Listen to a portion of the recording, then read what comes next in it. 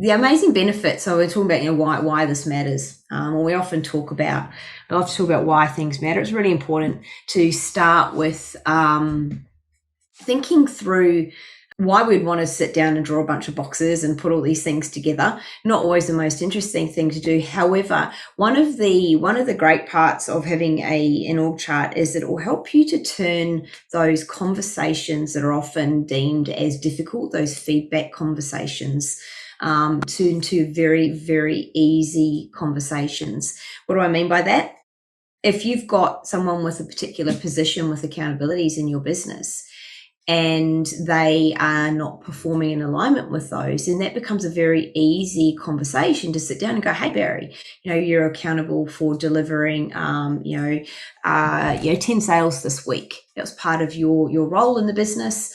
And I've noticed that you've consistently doing about seven, what's going on? What's going on in your world at the moment? What's impacting that? And it becomes a very constructive conversation. Yeah. It's the family tree of your organization. Gina Wickman, the author of Traction and the EOS model, I really like their take on this. They don't call it the organizational chart. They've made it slightly different. They call it the accountability chart. And so they have their roles, but under each role, they list 3 to 5 KPIs. And so rather than this family tree on the wall in your office where it's got people's names, it's actually a living, breathing document, because you can clearly see which role has what accountabilities and decision-making rights within the organization. Typically the start of that tree would look like you have the visionary, that might be me in this case. You then have the integrator, whose role is taking the big picture vision and ideas and making it into a plan that can execute the team. The integrator's role is to oversee the main department heads, namely marketing, sales, fulfillment, HR, and finance.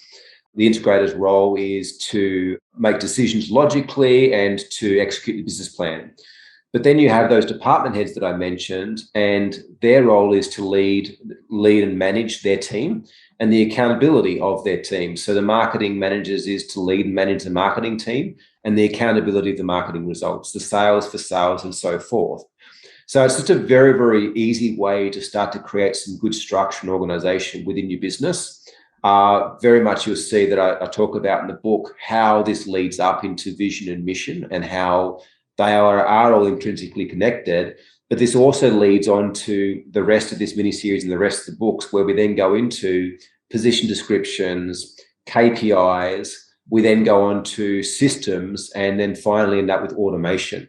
Right? All these pieces slot together that allow you to have a profitable trades and general contracting business that can work without you, because you have this stuff in place.